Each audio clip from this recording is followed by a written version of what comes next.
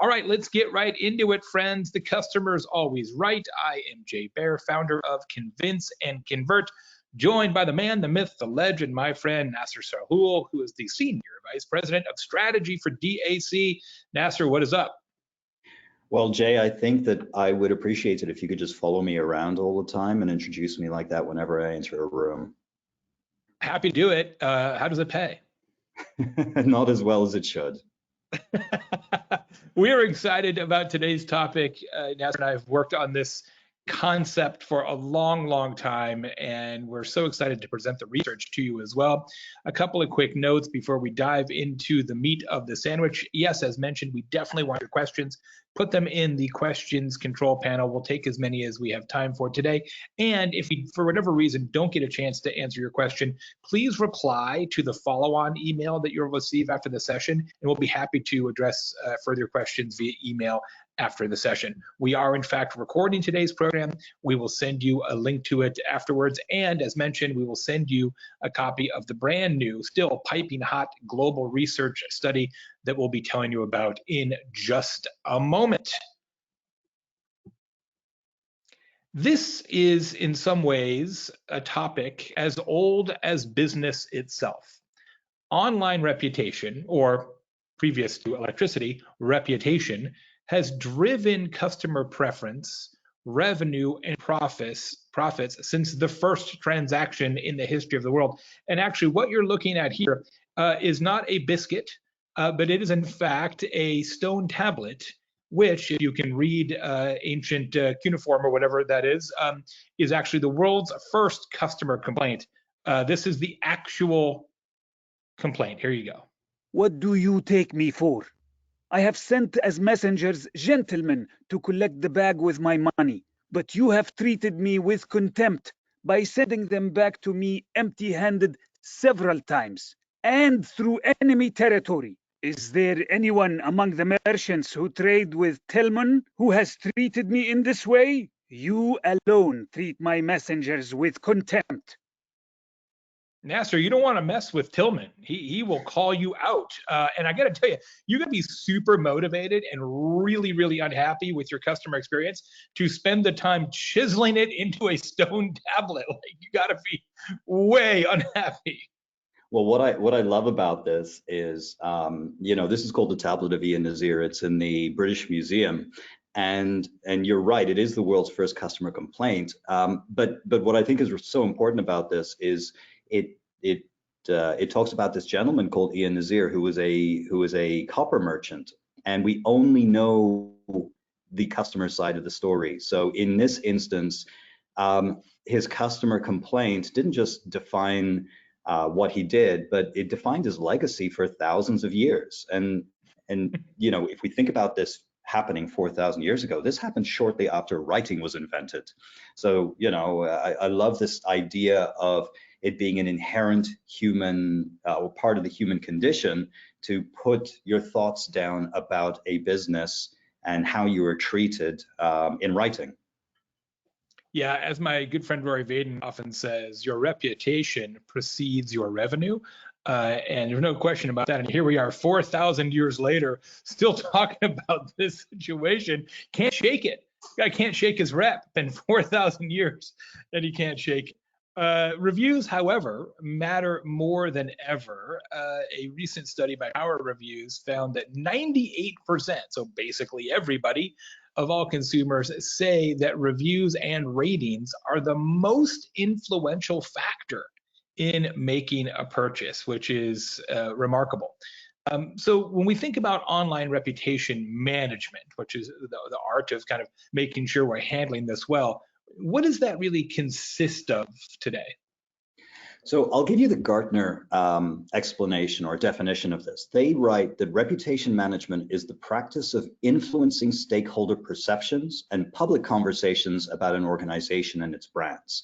It includes monitoring perceptions and conversations, responding to reputation threats, and proactively seizing opportunities to boost reputation. And I just wanted to point out that final piece, I think, is the most interesting and exciting one, because in a lot of instances, and certainly in a lot of the research that we were able to collate as part of the exercise that we undertook and that we're sharing today.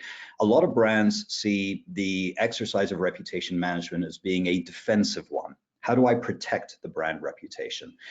We see the most progressive brands actually understanding that engaging in this practice, engaging in this function is an opportunity to proactively boost a reputation and as such drive the business forward. And there are a variety of different areas that consist of an entirely holistic reputation management program. So what we've put together here is a view of that, and we've kind of grouped it around these 4 areas. There's audience data, there's strategy and planning, there's technology, and then there's operations. So, you know, it's everything from understanding the review audience and analyzing it, defining it, being able to measure the impact of these types of initiatives. There's the development of the reputation management strategy, which includes the reactive guidelines, playbooks, and so on, but also the proactive acquisition of net new ratings and reviews, net new positive sentiment to boost and enhance a reputation. There's the technological consideration here around the scaling out of this exercise. And then there's the operational function, which is around creating content to both respond to reviews as well as to solicit reviews. And then there's the active moderation. So this is the hands-on keyboards, actively responding to incoming ratings and reviews. And as we think about where this happens today, we're seeing that this is proliferating enormously. So if you click forward, please, Jay, what we're finding is that it does exist in a wide variety of areas. So for example, it starts in client websites. This is, if you think about it, if you have locations, it's your local pages. If you're selling products online, it's the product pages and the product listings on the website itself. It extends into marketplaces. So it's places like Amazon and Best Buy in North America and a wide variety of them across the world. It's the search engines. So Google, for example, inside of its business listings has space for reviews, and that is a big, big driver for that. It exists in social platforms, so places like Meta as well as Twitter, and then into vertical platforms, and these are proliferating at an incredible rate. So part of what we did is we went out and we said, okay, given that it's so important, and by the way, I apologize, of course, in a fit of irony, today is the day I lose my voice, if I'm sounding a little scratchy here. But we put together this research to understand if consumers put so much store in this, and it's so critically important and it's so complex, how do marketers think about this? What are they doing? Do they consider it to be important? Are they challenged by it? And if so, what areas, what parts of the reputation management landscape are they most challenged by? What is holding them back? And we tried to dig into that. We went to market, we looked across North America and Europe as part of the survey, and we surveyed almost 900 marketers in that time with typically at a senior level, director level and above, to understand what their perspectives of this function were. So if we then look at the highlights, what has the research shown us? First of all, marketers do instinctively understand that this is critically important. So 71% of the participants are concerned with this. They do recognize the importance. They do recognize the importance that consumers place on this. What's also interesting is this almost exactly correlates with the percentage of marketers who are challenged by this at the same time. So we found that 7 in 10 find it challenging to manage their brand's reputation online. And that was maybe not surprising to us, especially when you see how brands do online, how they're actively trying to manage this, whether reactively in response to consumer feedback, the voice of the consumer and so on, or proactively in terms of going out and building that brand sentiment online.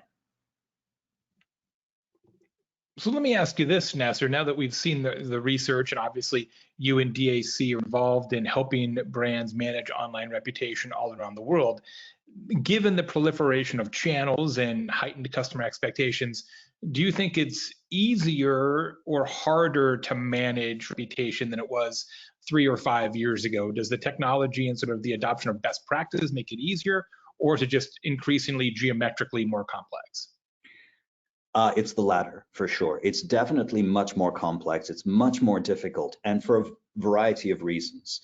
The first reason is that consumers place far more store in online reputation today than they ever have previously. And part of the reason for that is a proliferation of digital native brands, where products are displayed, and when they're ordered, let's just say they don't exactly look the way that they had in the original listing. So it is far more important, and marketers understand the importance. So as things become more important, there's more people across the organization at more senior levels that care about this type of a function. Further, there's been a proliferation of where reputation shows up.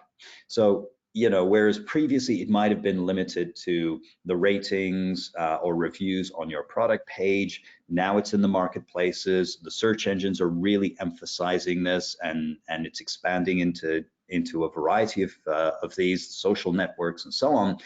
But in addition, we're seeing the application of ratings and reviews and reputation happening in places that we typically didn't consider previously. So a really good example of that is, as we think about the current recruitment and retention environment, the employment environment across North America and Europe, especially in the marketing space, a lot of people put a ton of store in consumer feedback, or the feedback of people who work in those places, to guide them in terms of the business's values, its culture, and so on, whether it aligns with theirs. So the proliferation of platforms like Indeed and Glassdoor and so on are also now areas where reputation needs to be managed. So it is remarkable how quickly this is proliferating, and as it proliferates, it becomes not just incrementally, but immensely more difficult to actively manage.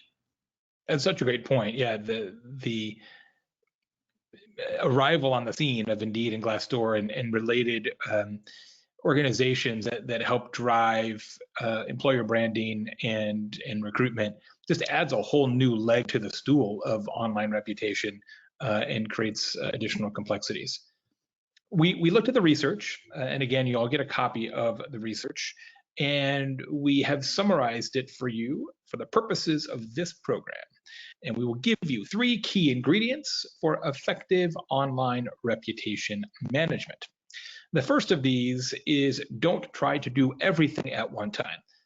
As we just discussed, one of the challenges is that there's a lot more to, online reputation than there used to be.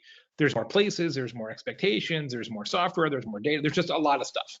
And one of the temptations is to say, all right, let's try and get our arms around online reputation, and let's try to wrestle it to the ground. Well, you can't really wrestle it to the ground because there's too many tentacles of that octopus. We've got to try to keep it one bite at a time. Of course, Nasser, the first thing you have to have is a strategy, yes? I mean, as a strategist, I might have a bias towards saying that, but it is. I think what we're seeing in a lot of instances is people making investments in technology, people trying to do this in an ad hoc way, and succeeding to a certain extent. But where they're particularly challenged is understanding how to proactively boost their reputation. In these instances, people are falling foul of, for example, best practices, channel practices, and rules. So for example, what you see in a lot of instances is people trying to incentivize ratings and reviews, right? Give us a review and get a free X or what have you, or get entered into a draw. We believe this is not a great idea for a couple of reasons. First of all, it's explicitly against certain types of platforms' terms of service. Second, for those platforms that do allow it, what ends up happening is it gets marked as being generated as part of a promotional initiative, which essentially negates the value of it. The other thing that can happen in these instances, and we've seen this happen, and this could be my first big statement or a big statement to take away. There are platforms that allow you and invite you, in fact, to gate reviews. So it'll solicit reviews and then it'll allow you to only publish the positive ones. Don't do this under any circumstances. This will get you into an enormous amount of trouble, and we're not even talking about platform trouble, we're talking about legal trouble in certain jurisdictions. So the voice of the consumer needs to be authentic in terms of how it's communicated, how it's gathered, and how it's communicated externally. So I think defining a strategy in terms of how you're going to do this with the right roles and responsibilities, with the correct messaging, this is not a small endeavor. And we're seeing in the research that the top reasons for not having this in place is the inability to measure the impact and a lack of agility and flexibility. So let me talk about these two separately. First of all, the inability to measure the impact, and we'll talk a little bit more about how to do that in a few minutes. But unless you're able to measure the impact of this, it'll always be a cost center and it'll always be an annoyance. And it'll be incredibly difficult in a lot of organizations to generate or build the business case to do this properly. It feels like something that you're being forced to do as opposed to something that you want to do. Which always leads to the best results, doesn't it? But this idea of a lack of agility and flexibility, I think this is where documentation around moderation practices, governance documentation is so important. Yes, it sounds boring the moment you say words like governance documentation, but without it, you don't have the safety and the freedom and the capability to respond quickly. And it's critically important that you respond quickly in these environments and to do so authentically. So this type of thing that we see is indicative of a lack of process, a lack of documentation, and a lack of a safety net that allows either in-house or external moderators the ability to do their job well. We have recommended, as one of our top 3 recommendations in this program, that you don't try to do all of this at once. First of all, you need a strategy, but even if you have a strategy, to not try to address all elements of online reputation management simultaneously. If that's the case, Nasser, what's the first piece? Like, what is it? Do you have a strategy, or is there something else that you would recommend as sort of the first step towards success in this initiative? It depends. The answer is different for many organizations. So for many organizations who have a clear understanding of who their audience is and how they like to be communicated with, they may not well have a strategy that connects all of these elements together. A lot of organizations actually have governance documentation of how to proactively or reactively and responsively engage with people who are leaving reviews, in which case the first step could well be the solicitation strategy. And surprisingly, and we see this in the data that will be coming up in a couple of minutes, a lot of organizations don't have technology platforms that allows them to scale out this effort. So I think understanding of audience is critically important, and having the data infrastructure in place that allows you to understand who your audience is that you're talking to, as well as having the technology in place that's going to give you the ability to gather that data as well as respond in an efficient and scaled out way. It's a good segue. Our second key recommendation is to invest in technology. Online reputation management has progressed to the point that its inherent complexity makes it not a great fit for manual sort of DIY processes. We saw this in the research as well. Nearly half of the survey participants, again, these are major brands, director level and above, in North America and Europe, nearly half have not implemented review management technology at the local level. They're just not there yet, which then makes this feel kind of burdensome, which then kind of gets into this whole through line of this research, which people are like, wow, we just feel kind of under attack by online reputation management, and part of it's because they're kind of doing it the hard way. 6 in 10 participants, however, said that they very much would find it useful to be able to respond efficiently and immediately, consistently, without having to log into each and every platform individually, some sort of overlying technology that allows them to manage reputation and respond to ratings, reviews, complaints, even praise from customers in one login. This is the holy grail, I think is safe to say, Nasser. Like, everybody wants the magic online reputation management software package. They can pay a monthly fee and it will make all their pain go away. Is it viable? Does it actually exist? I know we've been working on it for a long time. Different organizations have different feature sets. Is this all-in-one technology platform here today? And if it is here, is it wise to license it? It depends. It depends on the organization and what they're offering it. So, for example, there are technology platforms that are really good at, for example, brand reputation, product reputation, and product reviews. So, a category leader in that space is Baer, who we are not affiliated with, but they've been around the longest and they have the most market share and most well known. At the local level, if you think so if you're a pure play e-commerce player, then that type of a platform may well make sense for you. But if you're a brick and mortar retailer, there are a variety of platforms that are available to you. What I would suggest in that instance is look for a platform that doesn't just do that, because reputation doesn't exist in a silo. I think that there are a ton of platforms, including one from DAC, incidentally, that allow you to not just optimize the online reputation, but optimize the entire online presence for the local landscape. And when you connect them together like that, you don't want to create, orphan data points around reputation that then become difficult to connect to other outcomes like SEO and those kinds of things. So I think that it's kind of horses for courses when it comes to technology platforms. More important than that is an understanding of how you're going to use it. Do you have the resources to activate it? Do you have an understanding of who you're trying to communicate with? Because if you don't have these things, then they become essentially an expensive line item with no type of return attached to it. Yeah, I think it's a really important nuance to understand that online reputation, or reputation at all, is not holistic. You may have the reputation for a product, and reputation for a location, and reputation for a brand, and reputation as an employer. All 4 of those really matter, and they work together.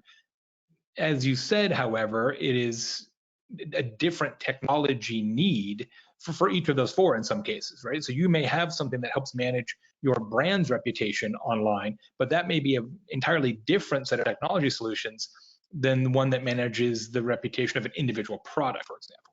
And think about the outcome as well. So if, for example, the outcome is SEO for local brick and mortar locations, then having it be an extension of a platform that is designed to manage online presence and drive those types of outcomes, it makes much more sense to be connected to that as a data source than to something that is product based, which may not make any sense. Yeah, that's a great point. The third key imperative here in 2022, the year of online reputation, is to invest in the data. Metrics are still an obstacle for a lot of brands in this category.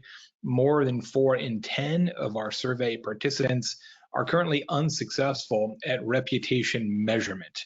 They have a vague, sort of anecdotal sense of what their online reputation may be and why that matters and how to tie that back to business results, but they don't really have any kind of meaningful data statistics tracking or ROI or attribution or anything else that would really allow them to make smart, wise, forward-looking business decisions.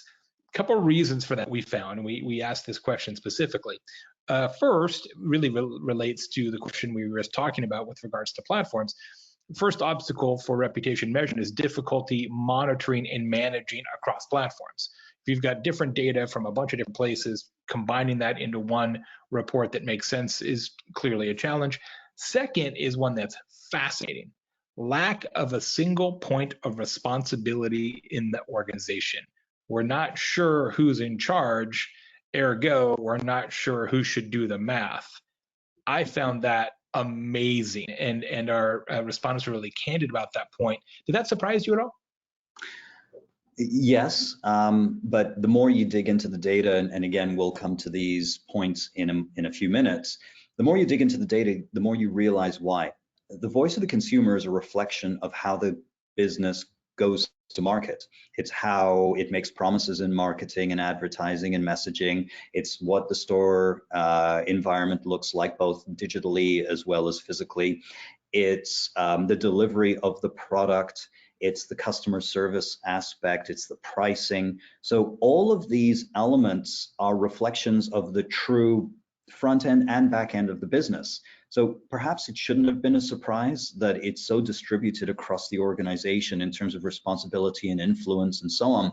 But I think where we found that people or brands have had the most success is where they're beginning to organize a lot of these around a chief customer officer, for example, who considers every touch point in terms of their interactions with their customers, with their clients, with their audiences, and approaches it in a very holistic way. I think the earlier point about the difficulty of monitoring and managing across platforms and being able to measure it, we already saw that there's a ton of people out there who, while they consider it important, haven't put in place a technology solution to allow them to do this across platforms. So that's the first layer. But the next layer below that is, okay, if I do have one of these things, I still end up with all of these reputational metrics over here. How do they connect to my business metrics that really, really matter to me? How do I show that connectivity between the two? And that's an entirely different layer and level of complexity that is a data science problem that needs to be solved. Yeah, easier for e-commerce. You know, you have a little bit more of a direct correlation, attribution possibilities. Harder for non-e-commerce retailers or manufacturing brands, et cetera.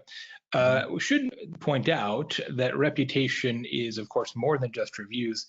62% of our survey participants said that they would find it very useful to be able to gain insightful consumer data like sentiment analysis while going about this. And I don't think we should blow past this too quickly.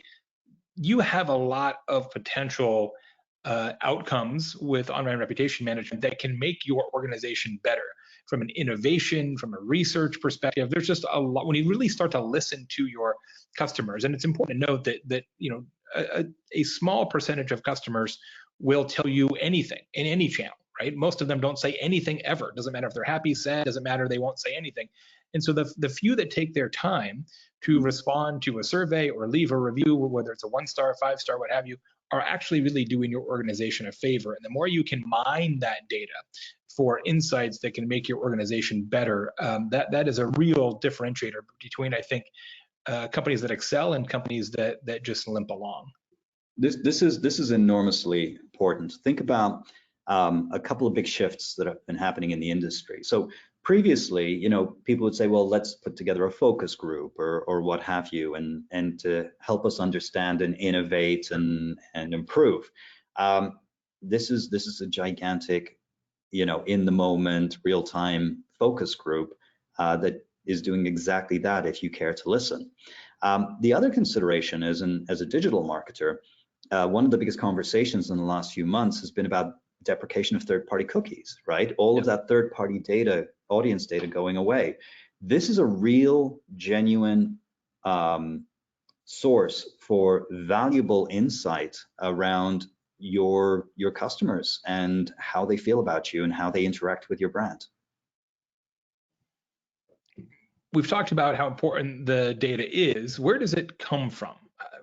Is it each platform has its own data and let's cobble that together and try to make sense of it, or what is the source of this information? So yes, a lot of platforms have their own data sources, whether it's Google or what have you, Meta and so on. But these typically get aligned within a reputation management platform and normalized. I think where it gets even more interesting is if you start marrying up that data with things like your web analytics, with things like your CRM data. And when you start marrying up these different data sources, disparate data sources, and trying to find ways to, if not join them, then at least draw inferences around people's behaviors and who they are and why they're making these decisions, what it allows you to do is build a really complete picture of your audience. And then subsequently, it gives you guidance on how best to communicate with them, not just in terms of getting the best outcome when people leave a positive or a negative review, but also about how to get the best outcomes in terms of soliciting net new sentiment in the hope that it's going to be positive.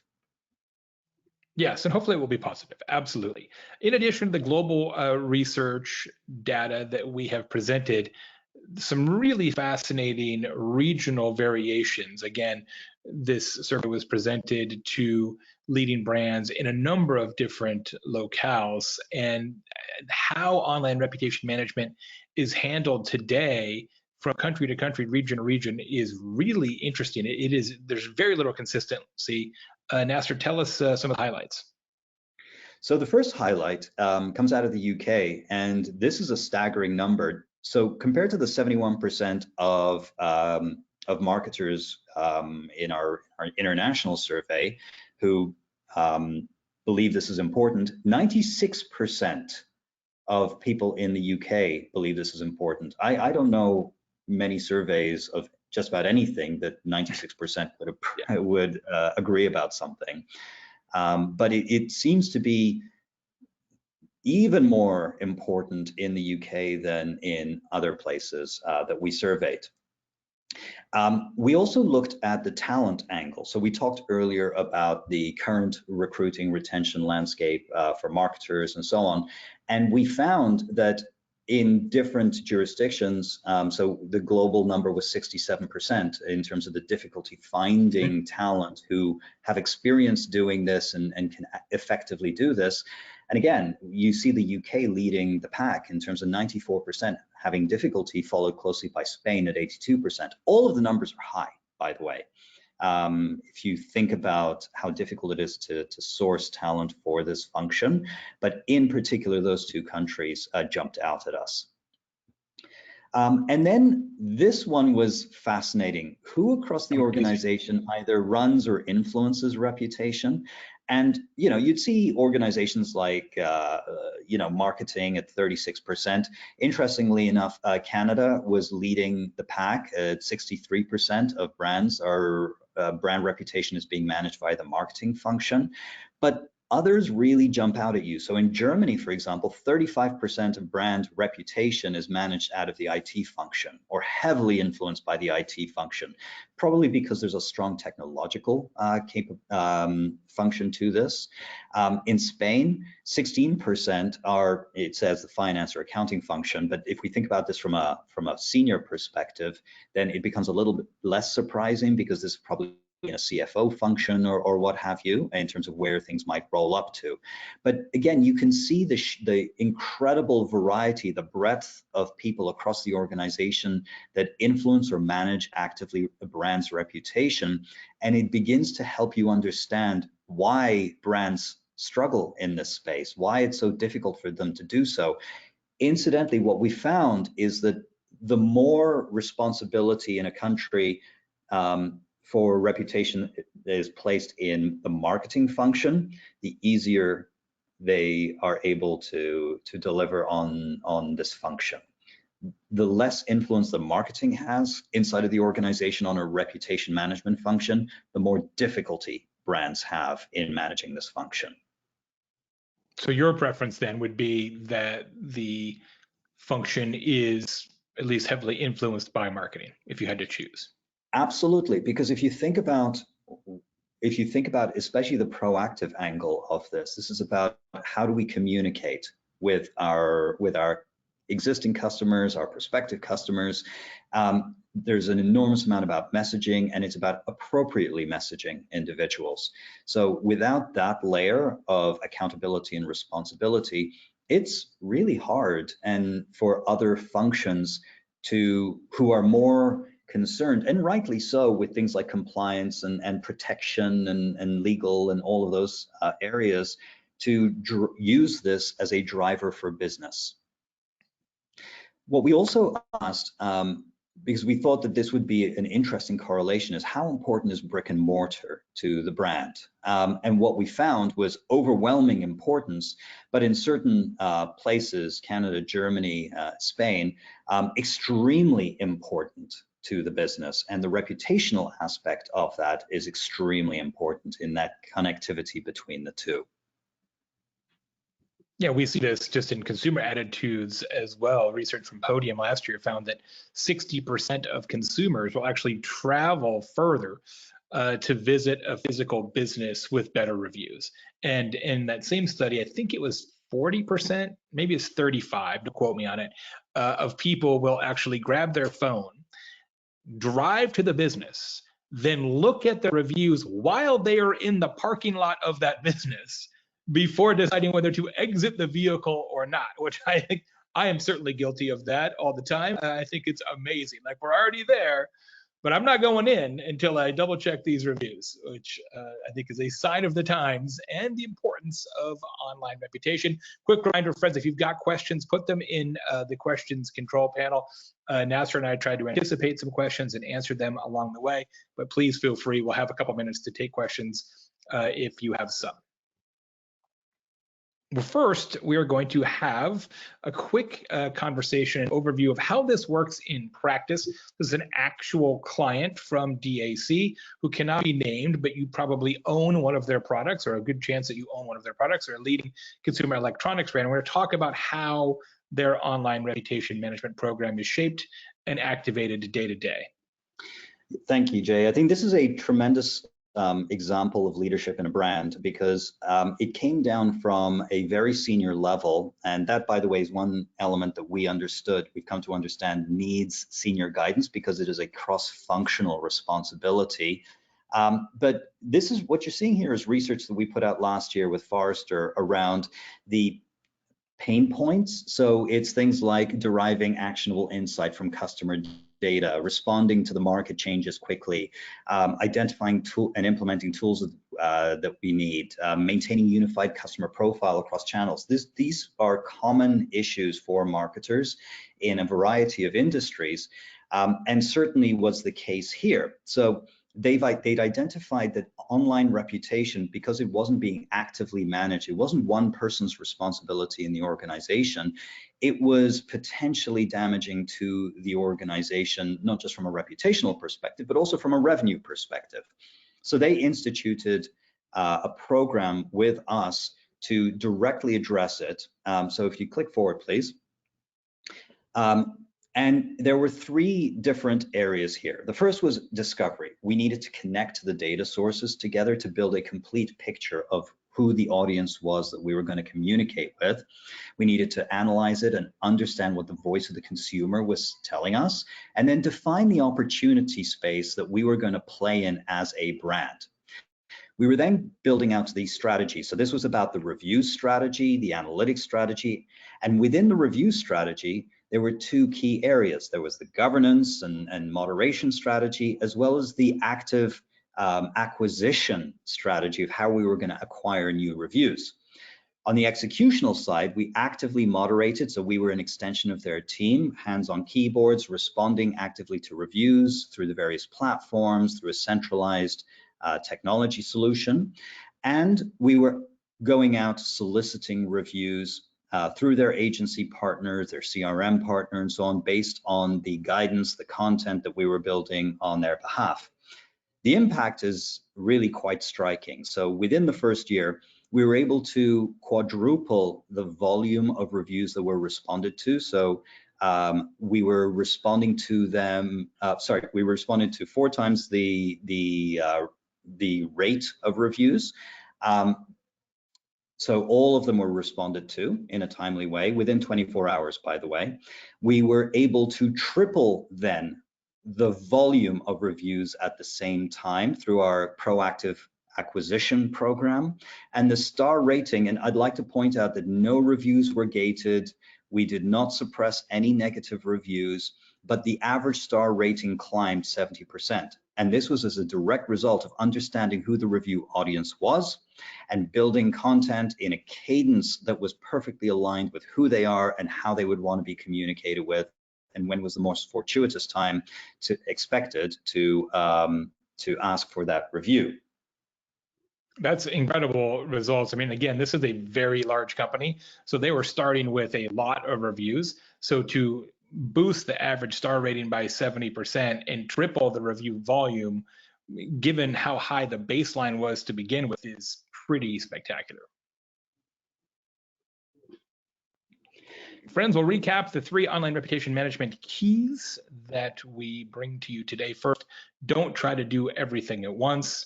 Second, invest in technology. Third, invest in data. Obviously, DAC can help you as well, as they did with that major consumer electronics brand. Nasser, final thoughts from you before we open it up to questions, if there are any. Well, first of all, take the time.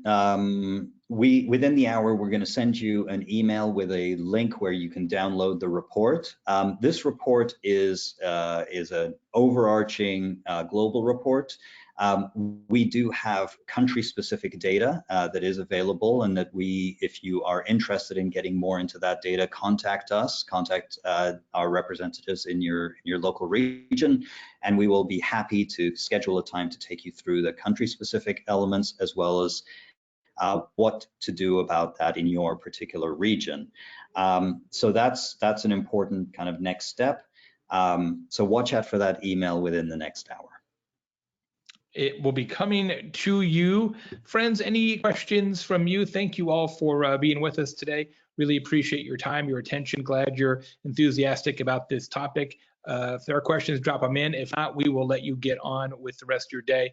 And of course, when you receive the email from us with the research and the link to the recording, if you have questions at that time, just fire them off and we'll answer them via email as well. Last chance. All right, last thoughts about DAC before we wrap it up. So thank you everybody for taking the time to join us today. My name is Nasser. I lead the strategy function at DAC. DAC is a global marketing agency, Forrester recognized on the wave since 2019 as one of the foremost digital performance agencies worldwide. Our function in the review space is to connect audience data, strategic insight, operational rigor, and content and technology to drive business outcomes, and to use the voice of the consumer as a proactive brand builder for your brand. If you need help, they can absolutely help you. I am Baer from Convince and Convert. Nasser from DAC, thanks so much for being here. 2022 is the year of online reputation management. Let us know if we can help you. Thanks so much. Thank you, everybody. Bye-bye.